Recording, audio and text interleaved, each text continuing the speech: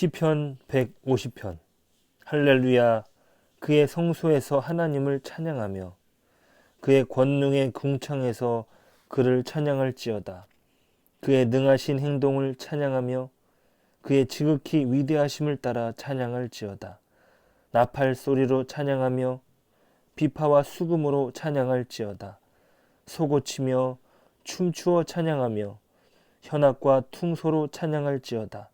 큰 소리 나는 재금으로 찬양하며 높은 소리 나는 재금으로 찬양할지어다. 호흡이 있는 자마다 여호와를 찬양할지어다.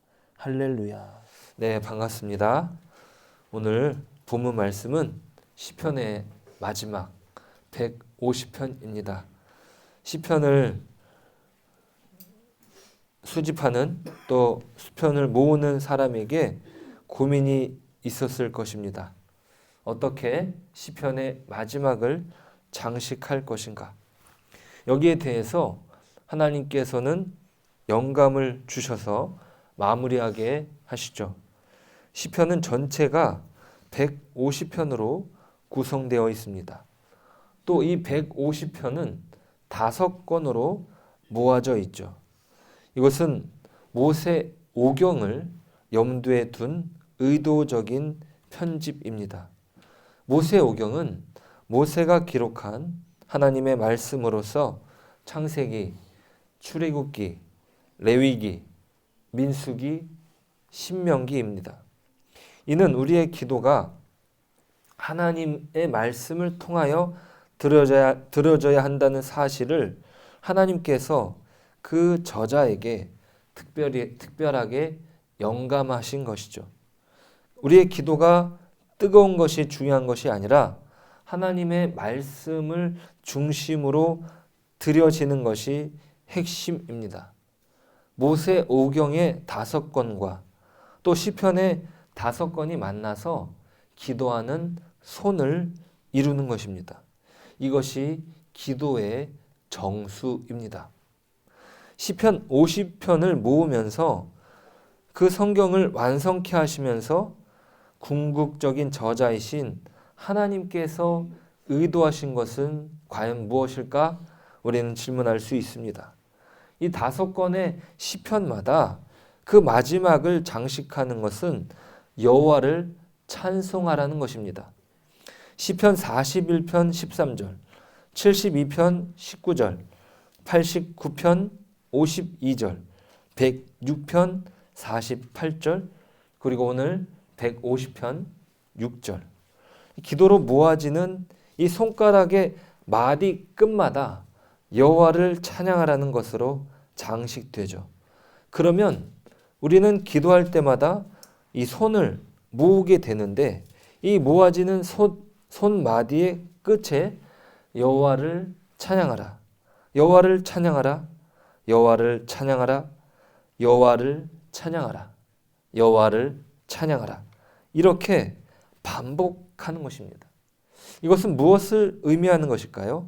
그것은 특별히 시편의 마지막 이 150편 그 찬양하는 하라는 문장이 매 절마다 반복되고 있습니다. 매 절마다 2번씩 반복되고 마지막에는 찬양하라 1번 이렇게 나오고 있습니다. 이 시편의 권수가 마무리될 때마다 드렸던 하나님을 향한 찬송이 이 150편에 와서 집약된 것이죠. 시편의 마지막 150편은 이 할렐루야로 시작해서 할렐루야로 끝나는 할렐루야 송입니다. 그리고 세상의 어떤 피조물이라도 예외 없이 찬양하라고 명령합니다. 이는 웨스트민스터 소요리 문답의 제1문 사람의 제일 되는 목적은 무엇입니까의 대답, 하나님을 영화롭게 하는 것과 그를 영원토록 즐거워하는 것입니다 라고 하는 것의 확장이라고 말할 수 있습니다. 이 원어상으로는요, 호흡이 있는 모든 것을 말합니다. 즉 하나님을 찬양하는 것은 하나님께서 이 세상을 창조하신 목적입니다. 그 어떠한 것도 예외가 되지 않는 것이죠.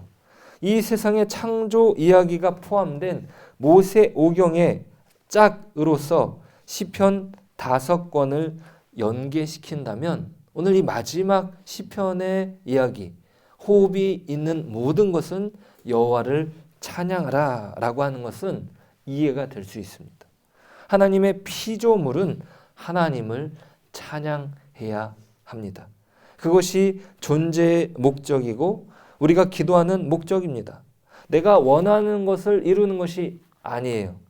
하나님의 뜻을 알고 그 영광을 드러내는 것입니다. 이것이 바로 시편의 마지막을 장식할 때 호흡이 있는 모든 것, 즉 하나님을 창조한 모든 것은 하나님을 찬양하라 라면서 그 마지막을 장식하게 하신 하나님의 의도가 바로 여기에 있고요. 우리의 기도의 결론이 바로 그것이라 말할 수 있습니다. 오늘 시편 150편을 묵상하면서 하나님께서 만드신 이 세상이 어떻게 하나님을 찬양할 것인가 고민해 보았습니다.